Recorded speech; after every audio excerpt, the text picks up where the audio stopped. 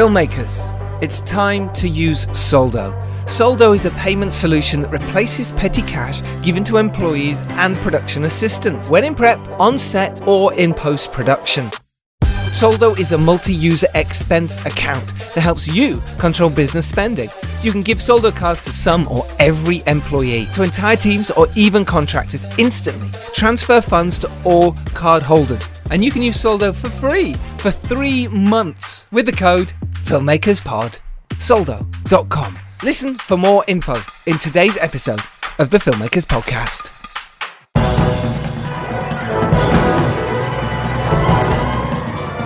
Hello and welcome to episode 307 of the Filmmakers Podcast.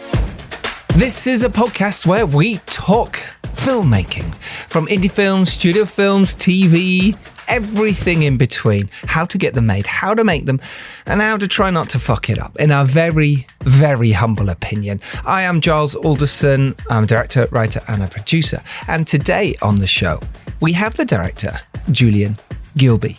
Now, I've known about Julian for a long time. He's been one of those directors who has been on my radar. And the reason for that is because of his career. He's had a really fantastic career, especially around the time I was starting to be a director. His first film, Reckoning Day, which he also was the cinematographer for, which he does on most of his films, which came out after he'd made his second film, Rolling with the Nines, which stars Vass Blackwood, Robbie G, Terry Stone, and Jason Fleming. And then he went on to direct Rise of the Footsoldier, which became a massive hit. This film is about the life of career criminal Carlton Leach, and it stars Ricky Harnett, Terry Stone, Craig Fairbrass, Roland Manukian, and Neil Maskell, just to name a few. Julian then went on to direct A Lonely Place to Die. This was his first foray into making movies set on mountains and climbing, and this film blew up. It stars Ed Spielers and Melissa George about a group of mountaineers in the Scottish Highlands, and they discover a kidnapped girl and then pursued by her captors. Then he went on to direct Plastic, which again starred Ed Spielers, but also stars Alfie Allen, Will Poulter, Sebastian D'Souza, Graham McTavish, and Robbie G. It is an action comedy, and it sort of took him away from where he wanted to be as a director. So, this brings us to today and the film that we are talking about, and the film that's out now, Summit Fever. This is a film about a young climber played by Ryan Philippe. You'll know him from Cruel Intentions and many, many other amazing films. He spends a hedonistic summer in Chamonix while attempting to climb the world's deadliest trio of mountains. Despite witnessing bloody fatalities while ascending the first 2 peaks, he and his friends persevere onto the final climb, unaware of a deadly storm brewing on the other side. It also stars Hannah New, Freddie Thorpe, and Mathilde Warnier. The film is out now through Signature Entertainment. It is on digital platforms. Do seek it out. I am joined by director Phil Hawkins, whose feature film, by the way, A Prancer Tale, is out in the UK early December on Sky TV. It's also in the US on digital on the 22nd of November, as well as Blu-ray and DVD. Myself and Phil sat down with Julian Gilbey to talk all about his career, working with stars, what the Hollywood system's like, and why you have to get your hands dirty to do well in this business. Thank you for listening. As always, I honestly do appreciate it. Next Tuesday, we have Sally El Hosseini. She is the director of My Brother the Devil. This film really got me wanting to be a director. Her latest film, The Swimmers, is incredible, and it'll be out next week as well. It's going to make a splash, literally, because it's timely, it's incredible. So join me for that episode, which will be out on Tuesday. So I have just finished a 3-month shoot of a TV series.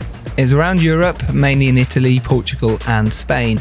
And to be honest, I'm shattered. I'm not going to tell you about it, mainly because I'm always talking about my projects, haha, but also because I can't yet. But I wanted to mention what I have learnt, that filmmaking is about the process. It's about learning about yourself. It doesn't matter what you are making, if it's a music video, a short, a feature. It's about the value of that overall process. And you can get out what you put in. And if you don't progress and grow, then it's not working. You see, you should make mistakes and you should learn from them. You should fail and learn from it. Don't expect the first thing or the 49th thing to be the BAFTA winning project. You might aim for that, sure. But that is not the important factor. It's about getting the hours in, learning and constantly improving your skills. And if you want to do this as a career, you should be failing upwards.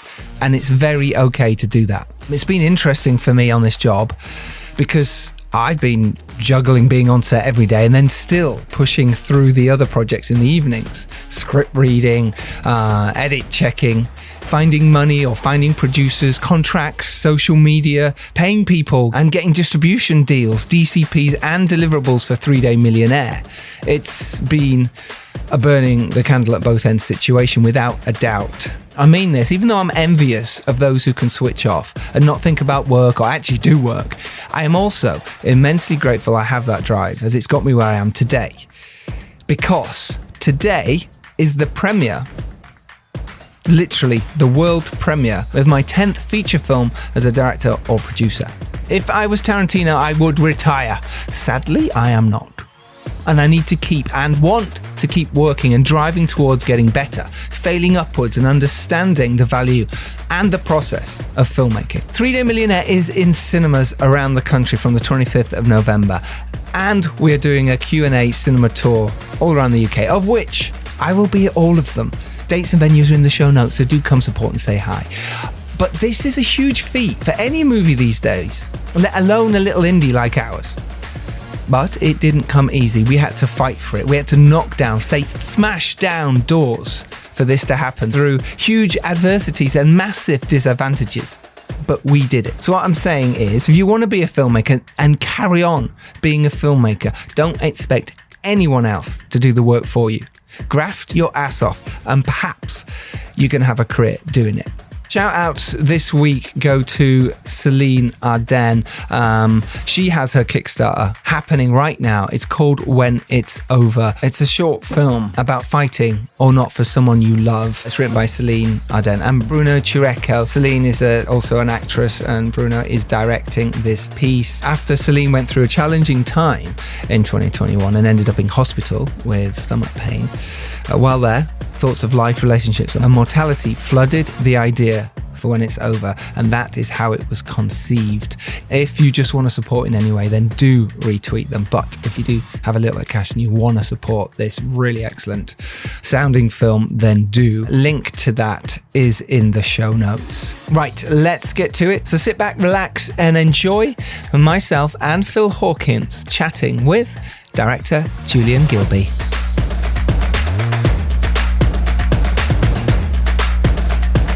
Hello, sir. What was it when you were a kid that inspired you to go, ooh, hang on, could I do that? Is that something I could do as a career? Was there any films that really made you get inspired to direct? Wasn't actually any specific film, although some people have a very a favorite film. My favorite film was Jaws. My favorite film was always Jaws because I'm born in 1975. So the thing was playing on TV since the very late 70s, early 80s when I was sort of 4, 5, 6 years old. Right. And of course, we all have memories of having to jump behind the sofa when the head with one eye, came out. Ben Gardner's head came out and all of that rest of it. And there was everybody in school when you're sort of 6, 7, 8 years, even into the early 80s. For sure. No one was talking about Jaws 2 or Jaws 3. No. Everyone was still just talking about Jaws. You know what I mean? It was just like, it was so damn good. But there's a very interesting thing that you asked because where I got inspired was when I was at prep school. And I remember it was my last year at prep school, it was like 1987. So I'd have been sort of 11, 12 years old. Mm. And they just brought this incredible thing into the school. They brought a video camera, and it was a video camera with a great big wire, and then it went to a VHS deck, which was held in a kind of another suitcase thing, 8 feet from the thing. And they created the movie group, if you like, in the school. I thrillingly signed my name up repeatedly and asked to join, and of course the teachers, probably in a moment of spite, because I wasn't the favorite sort of child at Sheem School or whatever else, they just said no. But I watched what they were doing, and the thing was that they were making a movie. Yeah, they were making a war movie with tomato ketchup and plastic guns and a starter pistol. But it was so thrilling. I was like, my gosh, you're like kind of playing a game, but you're making a story, and you're kind of able to be a kid and carry on doing this. And it's really entertaining. So my sort of inspiration to get into movie making was when I literally saw a video camera and realized, oh God, you don't have to be on some set, with these cameras are here. I mean, everybody takes these things. All the kids nowadays, the iPhone. It seems like 99% of them just want to video somebody falling over or some shit. Yeah, like, seconds guys, you can go and make an adventure with this thing. Yeah, with the iPhone. Oh my God! Or you can buy a video camera with a decent lens for 200 quid.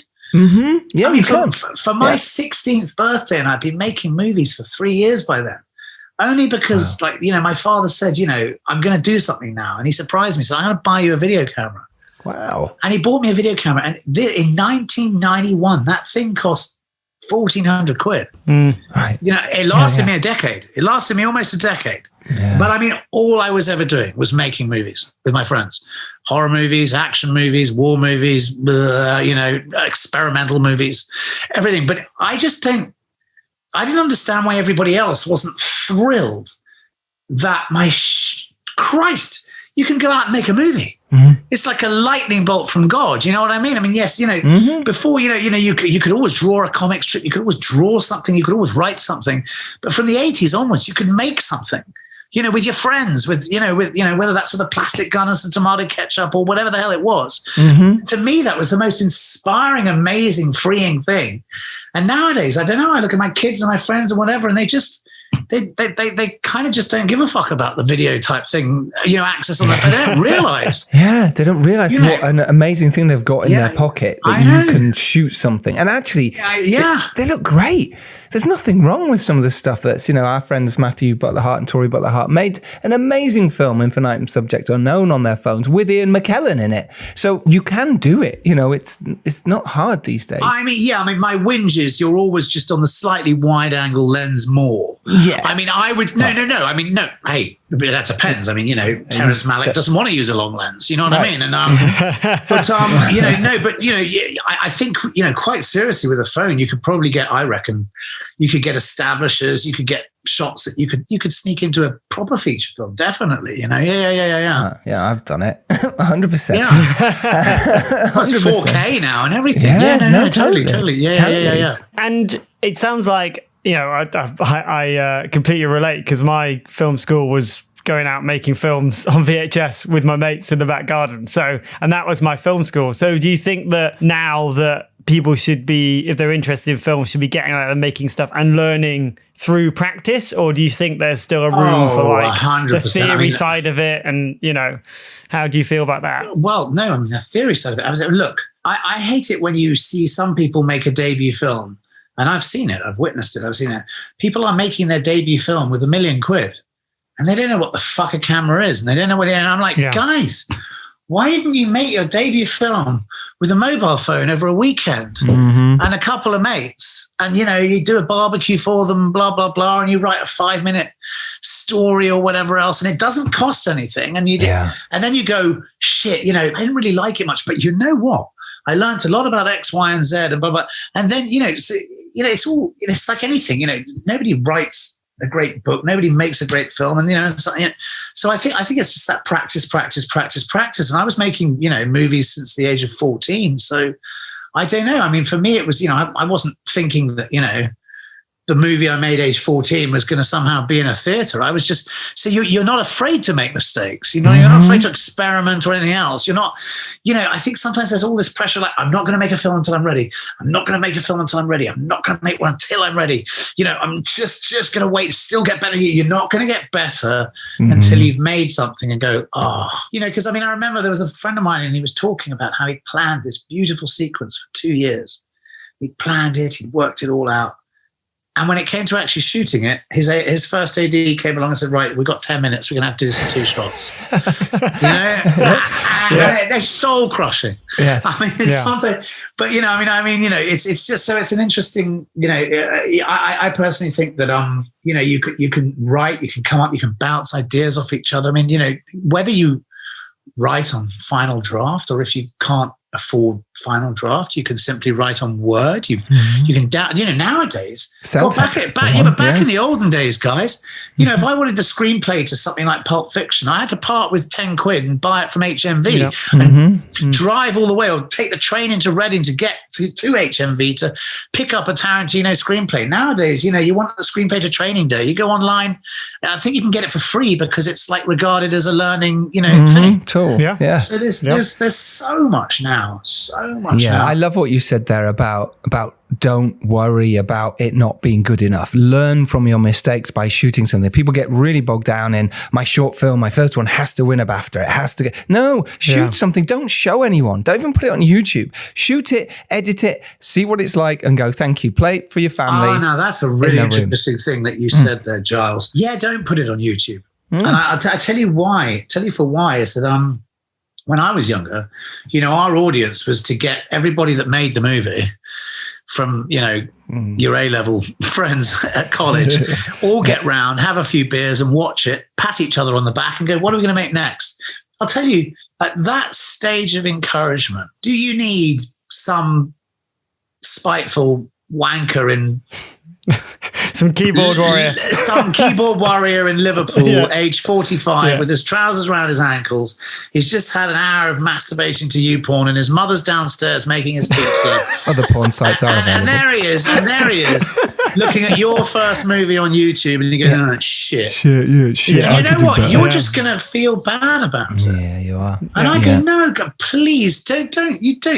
Forget about that. Just go and make your movies and keep learning. And I don't like this instant judgment that the internet can literally just cast out, because it can actually take a lot of confidence away from people. And it also takes a lot of, because, and I'm not going to ramble on, but I would just say something about the internet that people should be wary of. Giles, if you walked into a burning building tonight and saved a child from death and came out and we were like, oh my God, Giles has just saved this 10-year-old. Very likely to do that. Some cunt will go online and go, flash twat. You know what I mean? Oh, yeah. He thinks he's really up, And so, exactly. So you can't be a slave to those people, because there is a lot of negative energy out there in the internet. Yes. Don't get me wrong, there's a lot of positive energy as well. And a lot of people are on the internet are polite, if one is polite. Yeah. However, I would say to people making their movies at this early stage, show it to maybe some tutors, show it to some people that you respect. Don't put it online for anyone to just compare it to the Fellowship of the Ring and tear you to pieces, Yes. Totally. Because audiences are like uneducated, aren't they? In a way, to like the way they see a film that you made a film, and they go, well, why doesn't this look like The Matrix or Jurassic Park or insert film here? Yeah, totally. And and it's interesting that you talk about that, having that. Paul Greengrass calls it the kind of the permission to fail. Like he says, I would have got nowhere without cutting my teeth in like ITV, Granada, making really bad stuff and growing. And that's Paul Greengrass, And I think that's almost a slight fault of an industry that we're in, as it were, to go like, there's all you hear are these stories of someone making an amazing first feature film and then like exploding and winning everything. And it's a lot of pressure. And what you don't realize is it takes the age-old adage of it takes 10 years to make an overnight success. And I think people in this day and age of immediacy and wanting things now, I think it's important, as you've said, for people to understand that. So Rolling the Nines, was that your first feature? Or Reckoning Day you did before that, didn't Reckoning you? Day. I did. I came out of university, and Reckoning Day was shot with a couple of clockwork 16mm Bolexes. I'd shot with Atons and Aries at university, shooting 400 foot of 60mm, but the clockwork Bolex will only take 100 foot of 16mm, which translates to 2.5 minutes. So you've only got 2.5 minutes of film, and you got this wonderful sort of handheld thing, and so nothing's going to be a long shot. And and we just decided to make an all-out balls to the wall action movie, which we were going to have to post up completely because the thing was so loud. Rolling with the Nines was a funny one. We were actually trying to make something completely different. And Rolling with the Nines was a case of people came up to us and said, we have an idea for a film and we have at least some finance for it. And and then we sort of jiggled about with it and played with it and yeah. But made it what it Rolling was. with the Nines was definitely not my first feature. It was definitely reality. It was my second feature. And, it was one of those films where it was just very uneven. You had some very serious themes, and then you suddenly had some very actiony action, and it was one of those films that was it was frustrating for me because I can watch sections of it and go, this is really, really good, this is really working for 10 or 15 minutes, then I can sort of see where it drops off, and and you can see the limitations of actually what you had. It looks bigger, bolder, and more expensive than what it actually was, so that's Rolling with the Nines you're talking about, right? Yeah. Which is a great achievement. I mean, everyone's trying to make things look bigger and more expensive, with our project. So that's something to be lauded for. Totally. Why did they come to you? Because that's something that a lot of our filmmakers ask. It's like, how did they get the first film? How do people come to them? How do you make stuff happen? I met somebody through our sales agent for Reckoning Day, and he introduced me to somebody who was talking to somebody. Everybody's trying to get something made. Something that I've noticed in interviews, or rather in articles, that has not been mentioned, and I really think we should talk about this, is, a lot of independent films being made, England, America, blah, blah, blah, blah, blah. And I always say, if you're going to finance a film and somebody says, I need a bit of a favor if, we're going to put this finance in, that finance in, what have you. And I totally get it if somebody says, oh, do you mind if my daughter works with the art department and does some painting and, yeah, great. Sure. Yeah, absolutely. What the fuck is the problem with the fact that so many of these wannabe investors, it's something I haven't had to worry about recently, but something that one has had to step over in the past, is these wannabe investors want to fucking act. And you're like, oh my God. I mean, Tarantino with Reservoir Dogs, he was told you can have the entire budget as long as Mr. Blonde is played by my girlfriend. Oh, and write Mr. Blonde as a girl. He almost took it because he had the money there. Yeah. He didn't take it, and the rest is history. Right. It is. And so this is one of those frustrating sort of things that, a lot of younger filmmakers are going to get, which is like, I can make my film, gosh, I could, I've got all the money here, but, oh shit, my lead actor now has to be this bloke here, and my lead actress has to be this bloke's girlfriend. And you're like, what are you doing? Yeah. You can't hide in front of the camera. You can't hide in front of the camera. The camera does not lie. It shows up when people can't act. But I get why first-time filmmakers accept that, because it's like, well, I've spent, 15 years trying to get something made. Yeah.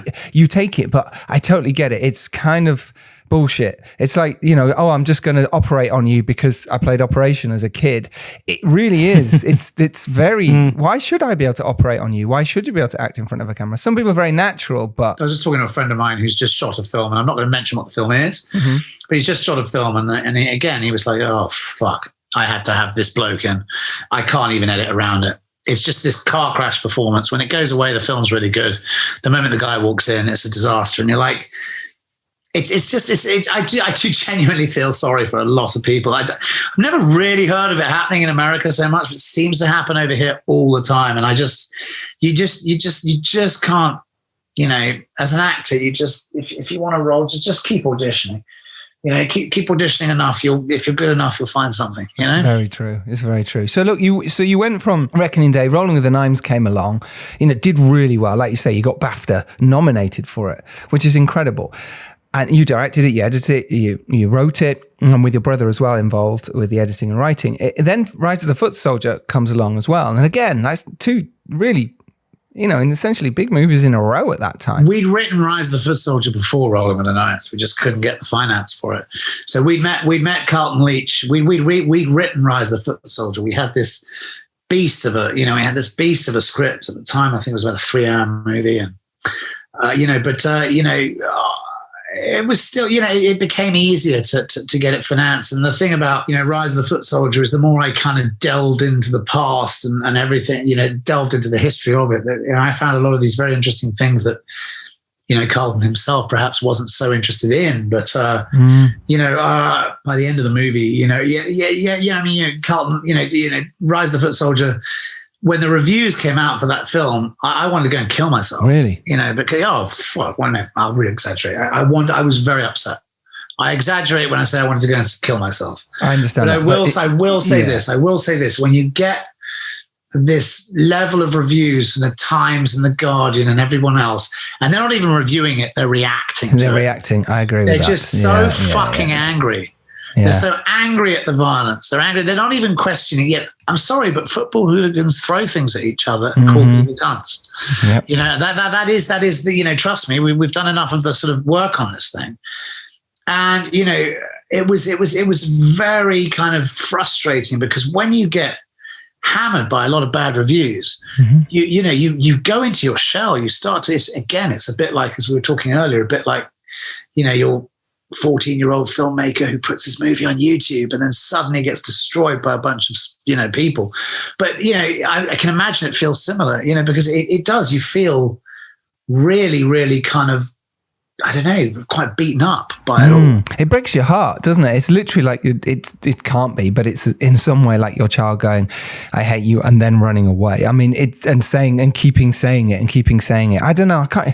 How do you come close to it? And do you think it's that kind of divide? Because sometimes, the divide seems to be getting ever wider between kind of critic and audiences. And it felt like, Rise of the Footsoldier was a film that found its audience, and audiences enjoyed it. Oh my God. Well, yes, Phil, to just tell you, I mean, like, what happened was Rise of the Footsoldier sort of came and went in the cinema in September 2007.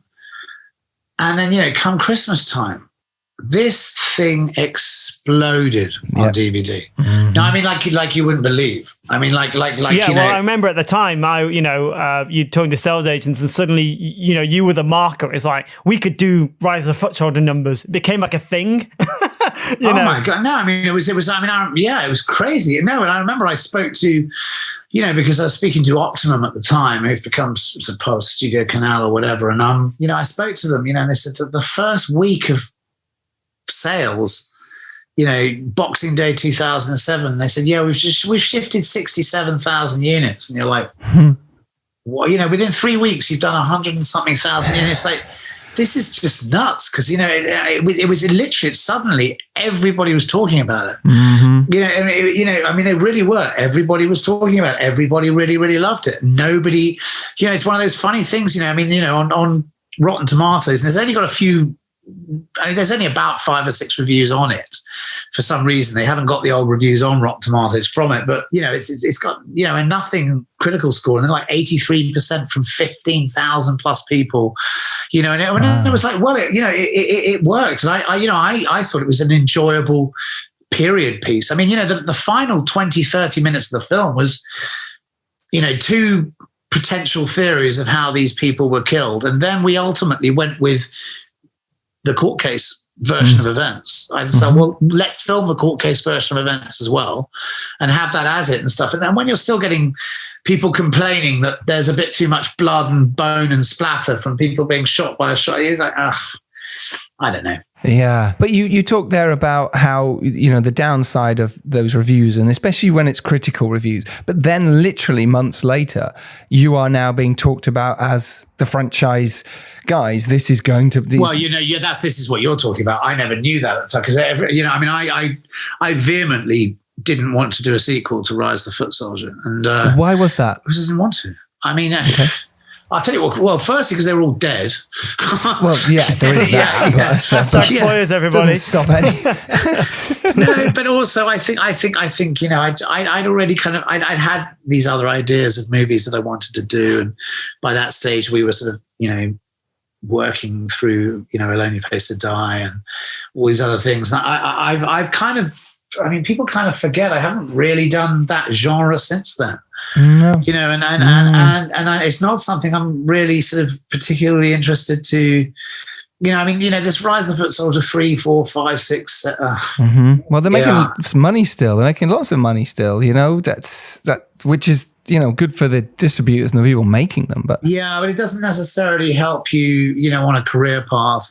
Right. And trust me, when the distributors are going to try and keep as much for themselves, they're not going to give you, the filmmaker, any particularly, fantastic rates at it. No, I have to ask you, 10, 15 years later, do you still want to be making a sequel to something you made, that long ago? Good luck to them.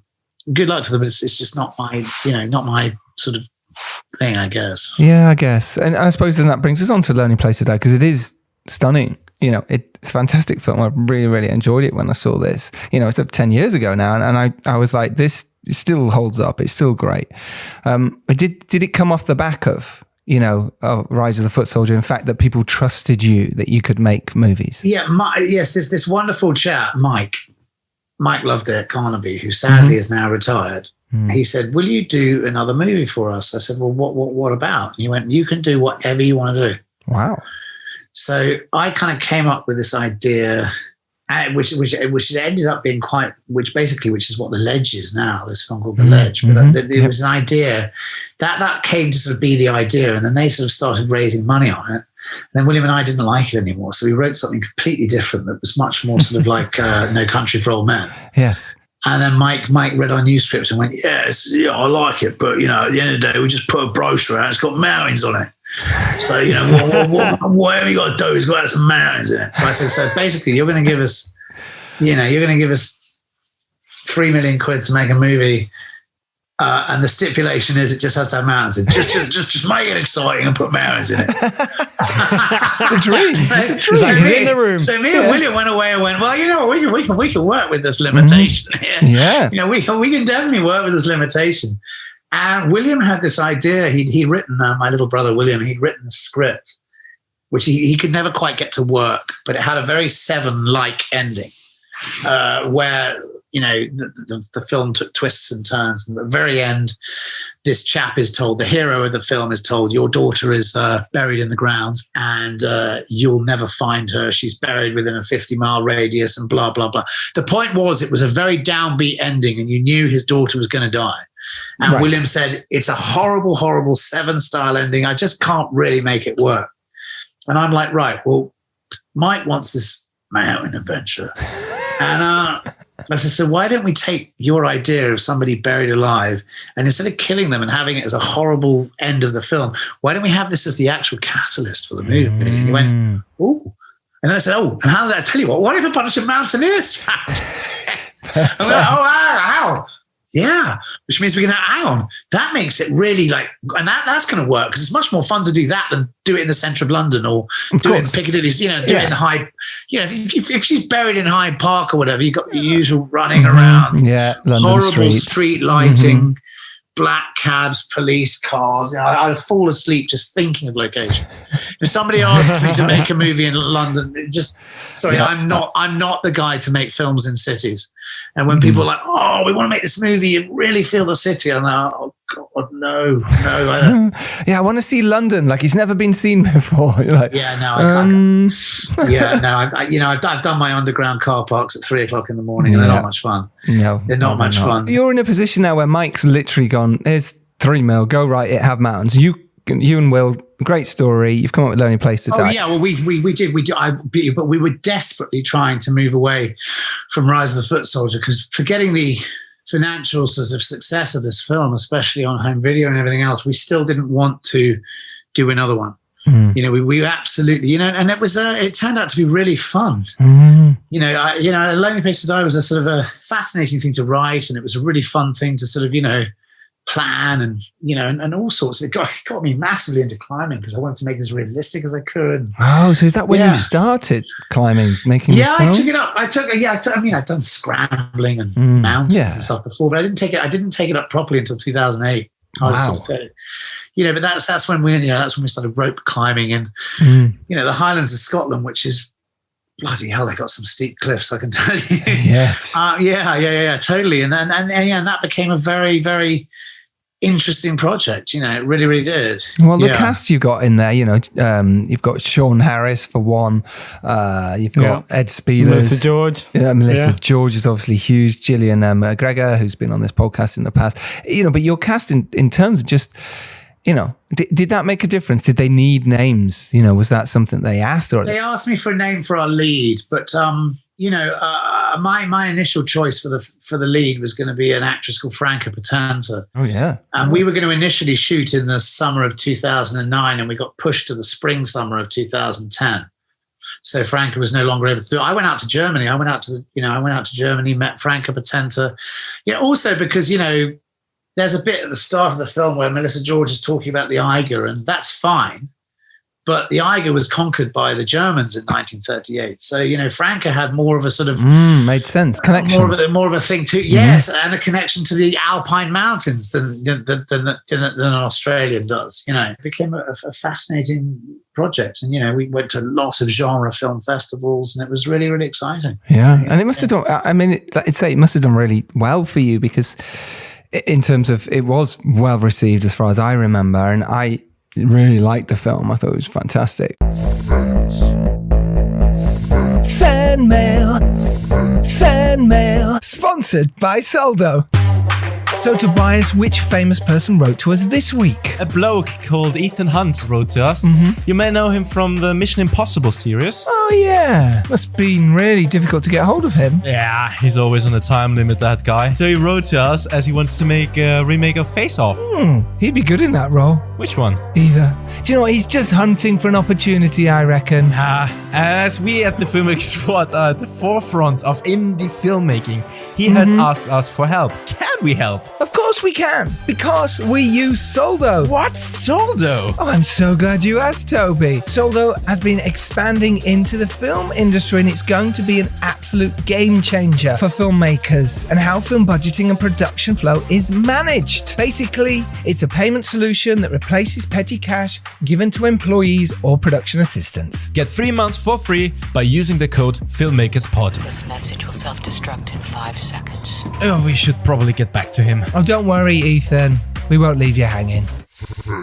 Right, let's talk about your latest movie, Summit Fever, then. Why don't you give us a short synopsis, and then we will play the trailer. Summit Fever is a very simple story about two youngsters who go out to the Alps one summer to climb 3 of the most dangerous mountains in the Alps. And they're young enough and dumb enough and brave enough and to go out and do it. It encapsulates all the failures and tragedies, on that particular journey, a journey that I wouldn't necessarily take age 47, but a lot of this film is about the, what's it called? The invincibility of youth and the utter myth about the invincibility of youth,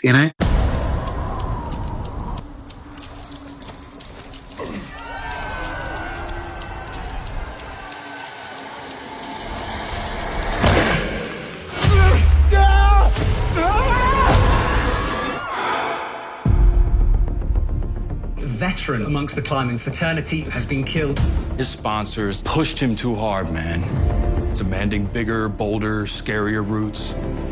Me? I'd like to get back to some good old-fashioned mountaineering. It was really special skiing with you today. Is in condition? About as good as you're gonna get right now. Michael? We might not get another chance. I'm doing this with or without you. Let's go knock this bastard off. About time. He was there for me when I needed him most. He kept me safe. And now he's going to get you killed.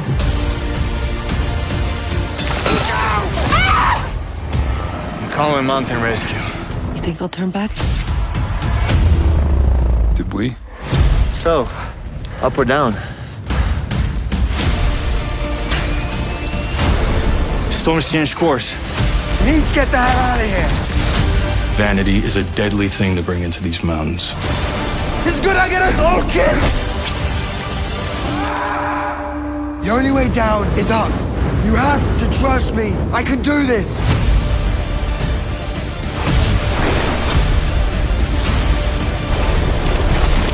Fuck off!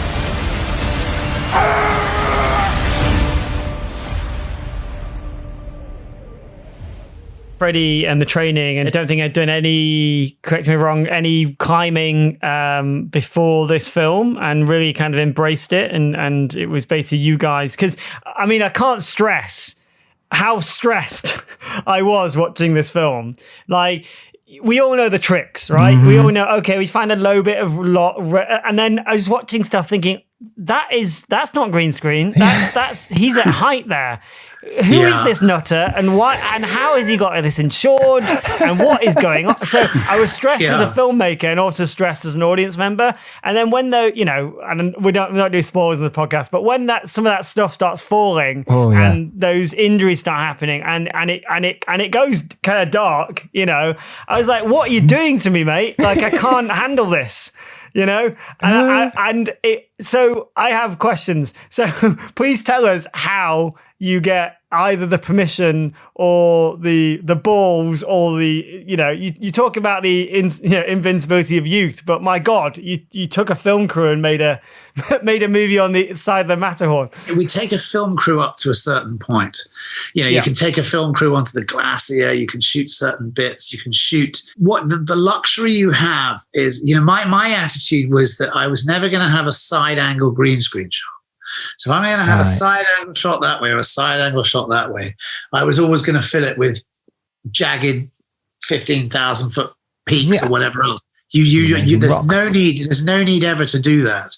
And I knew that I would obviously have to get up to, yes. Well, with Freddie, I said to the team way ahead of time, I said, look, I think Freddie was talking to me earlier. I think we can get him up the Matterhorn. He was so sort of so we spent a week in Snowdonia, sort of getting him up to sort of similar terrain, all this kind of thing. And I mean, you have to go out there. You can't just climb the Matterhorn. You have to acclimatize for several days. You can't just go to that height. You'll just get pulmonary edema.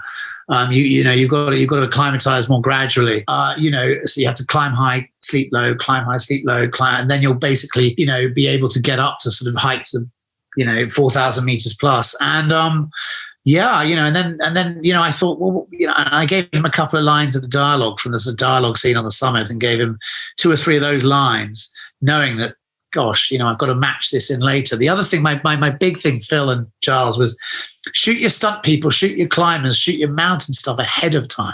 Right. Because then when you're getting actors to match in with it, you're getting actors to match in, and I'm talking actors, you've got the actors 10, 11,000 feet up on the side of Mont Blanc. You can get wonderful shots of them. And I've got pictures and everything that I'm matching movements, them clinking their ice axes, all these kind of things. But always get your stunt people, if you can, get your stunt people to do your stunts first. In any kind of movie ever, get your stunt people to do your stunts first, because instead of getting your actor to do it first and then getting a stuntman to have to slightly double an actor who's not doing something very well, it's much better to get a climber or a stuntman doing something perfectly, and then the actor can redo some of those bits for you, reconstruct some of those bits for you to do, copying obviously the better, Exactly. They're going to copy it in a much better way than doing this on their own. They're going to copy it. Absolutely. I want it to look good. That's a great tip. Yeah, really nice. Because it felt, the accuracy felt, and it didn't feel, because at times it had that kind of real, like, did this actually happen kind of feel to it. I can't quite describe what it was, because it's not kind of based on a true story, although it's kind of, I know it's based on like experiences and climbing those kind of mountains. But the accuracy of it felt, there's slightly like a nice docky style to parts of it, of like, the ropes and the harnesses and all the stuff. It felt like if this was like a big Hollywood movie version, like the cliffhanger version, Hollywood, I'll tell you the one movie Hollywood got right, Everest was very accurate. But if you go back and watch Everest is ultimately more of a snow plot. Your Sherpas have put your lines up ahead of time, and people are walking up to the summit, crawling over and pulling themselves off a bit of rock and ultimately sort of walking over. We had a lot more sort of, climbing to do. But the finale of Summit Fever, the sort of the big storm sequence on Mont Blanc at night. Yeah. I mean, where I got inspired from that was a completely true story, which is the 1961 tragedy on the south face of Mont Blanc, on the central pillar of Freyne, where 7 youngsters went up and only 3 survived. And, 3 of them got struck by lightning over 4 times. There was blue flames coming out of their ears. Wow. One of them then fell into a crevasse. They were all dying of exposure and all the rest of it. And I actually did a less dramatic version of it. So to read a review that says, by the time the finale comes along, you've just got, over the top ridiculousness. There's no way. You've only got a 1 in 14 million chance of being struck by lightning. Well, you want to stand on the side of a fucking rock face at 14,500 feet in a thunderstorm. Those odds go up, mate. Quite considerably. Yeah. When you're dealing with nighttime, that's one of the few times actually, Phil, where we weren't at such high altitudes. We were at these big cliffs that were down in Chamonix. That was sort of, so then we were at 3,000 foot there as opposed to, 13,000 foot type thing. But you're not in a studio. You're not on a set. You're there. That's the point. No, it's all rock. It's all rock. Yeah. But what I came up with very early on, I said, I'll tell you how we can sell this at height. And I said is because, when I climbed the Eiger in 2011, I remember very well, we got up early in the morning and I remember seeing these storms 20, 30, 40 miles away. And it's weird because you can't hear them. There's just these flashes. But they light up the peaks. And so that's where I came up with this idea. It's all visual effects. But I said, look, we'll get the right mountain shots and get the VFX. I said, when the lightning goes off, suddenly you see, oh shit, they're 15,000 feet up and there's a jagged ridge of Mont Blanc behind or whatever, So that lightning was, I was very pleased with actually this review in The Guardian that's, it's a bit sniffy about some of the story, but it was still talking about the climbing sequence. And it said, I haven't got it in front of me. You guys can find it. But it said that we ultimately pulled off the storm sequence better than Everest pulled off the storm sequence in Everest. And that's a $55 million movie. So whatever, and I did feel we pulled that storm off very realistically. You really did. How'd you go about prepping for it? A specific, like the end sequence. How'd you go about drawing the shit out of it? Right. Okay. I've never done so many drawings in my life. I was an art A-level student. Oh, okay, so you can draw a bit. No, I was good at drawing, but I never really enjoyed drawing. I enjoyed drawing a few fish. My two kids love fishing and stuff. I don't mind drawing a carp or a trout or whatever if I'm doodling. Oh, okay. If I'm drawing with a kid, but I'd never be asked to draw pictures anymore. But then funnily enough, with storyboards, I'm like doing the storyboards and all of a sudden I'm like, hang on, am I enjoying this? I think I might be. But what it is you plan. Because I needed a second unit and a third unit on this film. Right. Okay. And that's the other thing. Some filmmakers can be quite precious about that kind of stuff. Yep. Of course. But I'm like, no. If you've drawn this shit out, I had a wonderful second unit director, John Shake, and we were matching footage from 2 years earlier, stuff like that, because the pandemic had delayed everything. But we were matching footage. So he had sort of footage to match in from 2019, and I said, well, look, you can get him to put his head up there because that shot we did in 2019 on the Eiger, the stunt guy in red is there down, and then he looks up. So if you can go and get Michelle to a bit, literally, it was almost like putting a jigsaw puzzle together. And funnily enough, sort of some of this footage being much further apart made the continuity sort of easier in a way because you're going back to it, matching it. I noticed obviously some lovely little anamorphic flares coming off the head torches on the night sequence and stuff, but the version I saw was 16:9, so I wondered whether that was filtering or whether that was lens choices and obviously lenses in the cold and let's geek out. Let's do it. Phil, I have a terrible confession to make to you. And I love 235:1. I love 235:1 widescreen. Right. It wasn't going to work for this film. It's too fucking high. Everything in the Alps, you're doing that. It's not Scotland. It's not 3,000 foot peaks. It's 13,000, 14,000, 15,000 foot peaks. Mont Blanc from base to peak is higher than Everest from base to peak. So it's looking up a lot. Yeah, but Everest is on an 18,000 foot plateau.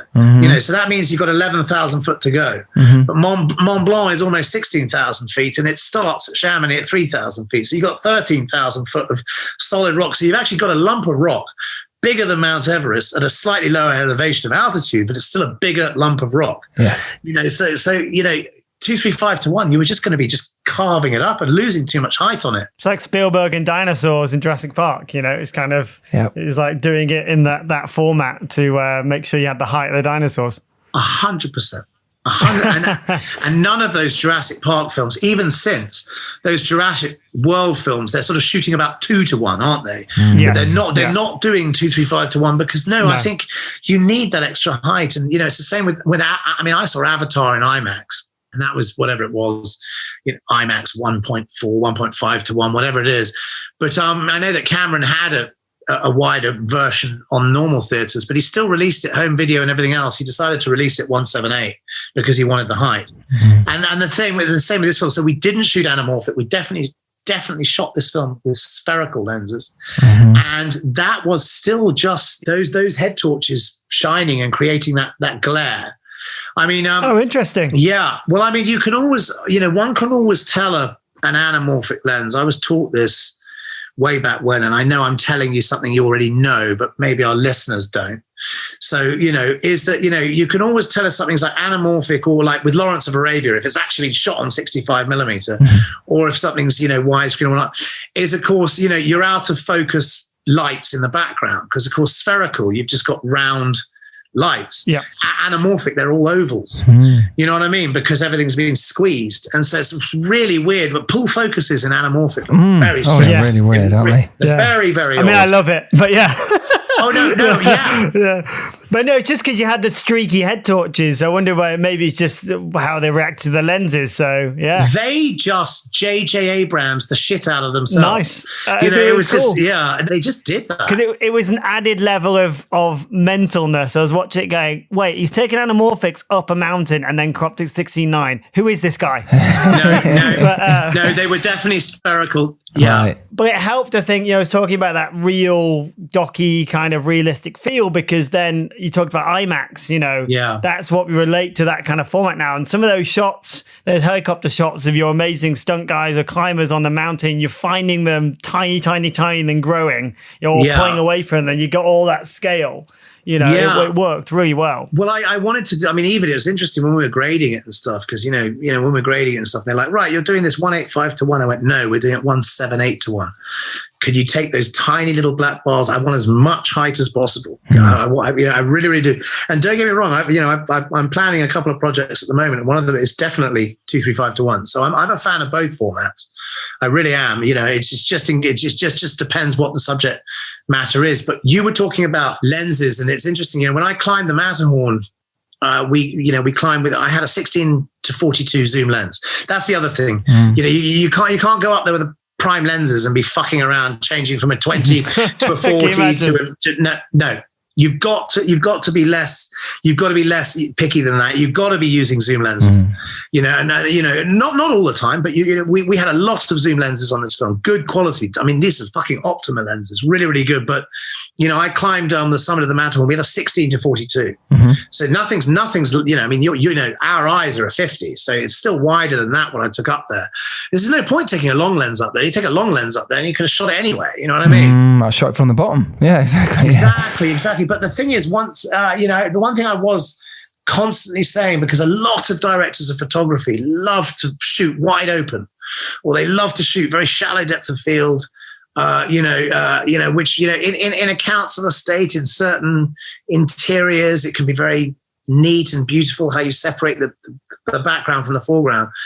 But there was a lot of times where I'm like, fucking hell, why are we shooting this at T1.8? That doesn't even look like a mountain behind him. It looks like a blob of what? Can we just whack in some NDs and get it to sort of, T11, T11, T16? It's still blurred, but I can now see it's a mountain. Yeah. That was my real thing, was always about the backgrounds. Is there's no point going up to these places. There's no point, there's no point climbing to these places or doing it and then just blurring the shit out of the background. Yeah. There's got to be a sort of a middle ground, and you've got to go with your wide shots that aren't, as well. It's nice to have a wide angle shot where something at 50 miles away is also more or less in focus. So, it's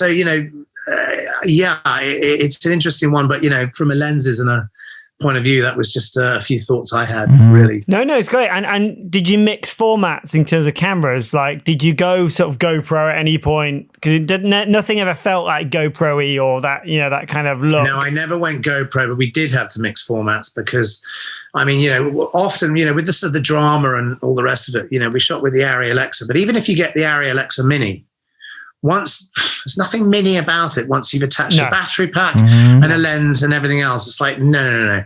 I need, when we climbed the Matterhorn, when we were on the side of the north face of the Eiger, there was a C300 Mark II, 4K body and a lens. And I remember building it in the hire house, and they were putting all these racks and they were putting all these things on, all these pretty things on. So I take it off. I said, strip it. It's heavy. Strip it. And they went, well, if you don't have this, it'll support. I said, all I can have is a body and a lens.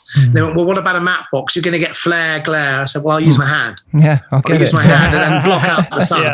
And they were looking at me. I said, listen, I'm going to be hanging off the side of the Dent de Géant with, 200 meters below me or whatever. I can't have all of this kerfuffle. Yeah. I've got you got to be turning over, So there is, if you're filming somebody walking through a beautiful English garden, you can muck about with the matte box a bit more. Yeah, but you have to but you have to sort of, you have to be real about what you can do. When you're hanging off the side of the mountain. On that then, how did you get the scenes done? Because let's say you are hanging on the side of the mountain, which you were, and the snow's going or the weather's crap, but you've got to get this scene done. Was there anything specific you did there to get it done, or were you just kind of get this fucking done? I mean, we had the weather crap out, and there was a lot of bad weather last year, which is why, the Eiger sequence became more bad weathery than it was in the script. Right. But you become a slave to forecasts. Last year we didn't have any high pressure. We had low pressure the entire time, which meant that when we had the bright sunny days, it was only bright and sunny. We knew that we've got bright sun until 11 o'clock and then it's shitting out. Right. And the other thing was we had a really ambitious party scene where they were going to be by a lake.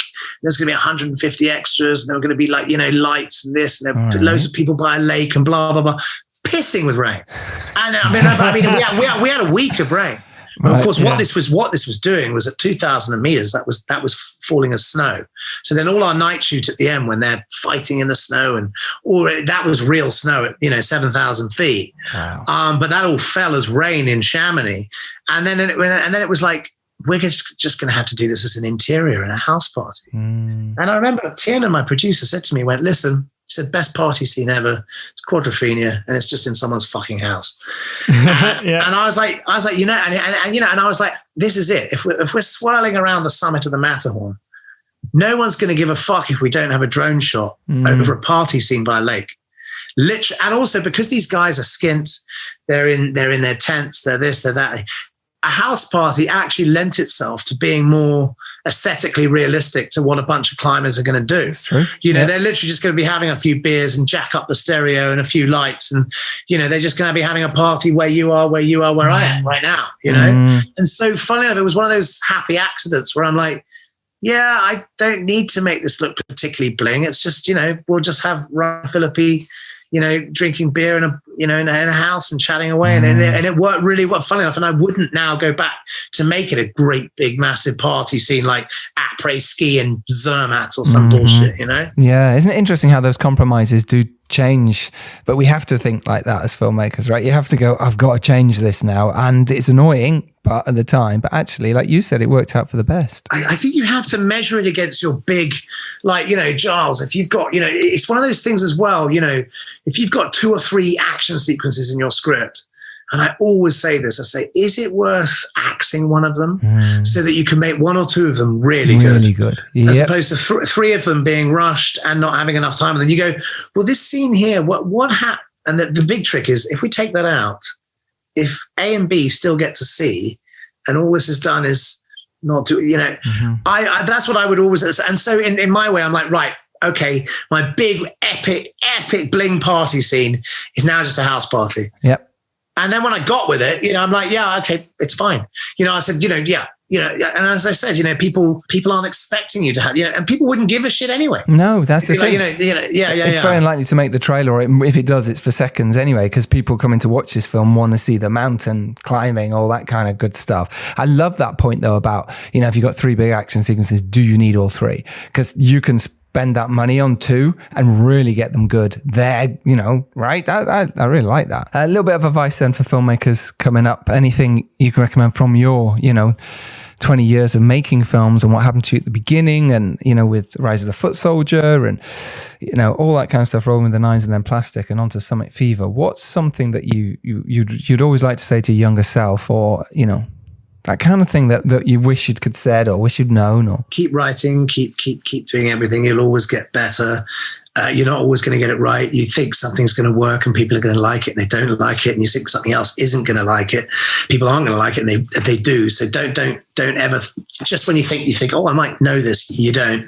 But more importantly, don't berate yourselves. Keep doing, and do not worry about, you know, because, you know, as I say, you know, your keyboard warriors, you know, you got to laugh at them. I'll give you this one quick anecdote, very quick one. This was back when A Lonely Place to Die was coming out. Mm-hmm. And this person wrote on, I think back then you had message boards on the IMDb. I think that's what it was. And this person wrote, I didn't like Julian Gilbey's last film, and I don't like the look of this one.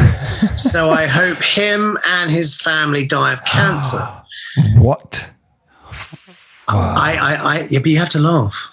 Guys, you have to laugh. As we said before, this is a middle-aged guy with his trousers around his ankles. He's just wanked off to Pamela Anderson, and his mother's got the pizza in the oven. Right. You know what I mean? Mm-hmm. There's no way you can't take offense. Don't be offended by it. It's too pathetic to be offended by it. And there will always be people that, you know, because it's much easier to just not do anything. Because if you don't do anything, nobody can ever criticize you for anything. So yeah, anyone, any of your followers, any of your listeners think, you know what, I have an idea today. Maybe I'm going to just shoot it on an iPhone, or I've got an idea for a 1 minute film. Go into it and go and have fun doing it. And afterwards, go and have a drink with your friends or go to a restaurant, whatever, and then do something else next week and fucking enjoy it. It's much, you know what, that's another thing I'd say to them. It's much more fun making a movie when you're 17 and you got no money. Right? It is. You know? The freedom. Yeah. No pressure. Absolutely. Love that. Julian, you're an absolute star. Summit Fever is available now on digital. Go seek it out. Adrenaline junkies are going to love this. People who like mountain films, adventure films, are going to love this. And people who love brilliant dramas are going to love this. Thank you, Julian, for your time. Honestly, this has been a really fascinating chat. Thank you. I really enjoyed chatting to you both. Giles and Phil. Giles and Phil, we'll have to do this over a beer to be continued. I'd love that. Absolutely. That'd be very nice. Absolutely. Okay. Go out there, make your films, make it happen. Do as Julian has said. And hey, you're holding an iPhone in your pocket or a similar phone. Others are available. Go make your films. Do it. Practice. Get better all the time. And if you're lucky enough to rise up and do well, it is your duty to send the elevator back down. We will see you next Tuesday, as always. Phil Hawkins, you're a star. Thank you. Thank you. It's been a good chat. Julian Gilbey, thank you so much. Take care. Gentlemen, it's been a pleasure. Cheers. All the best. Thank you. Bye. Bye.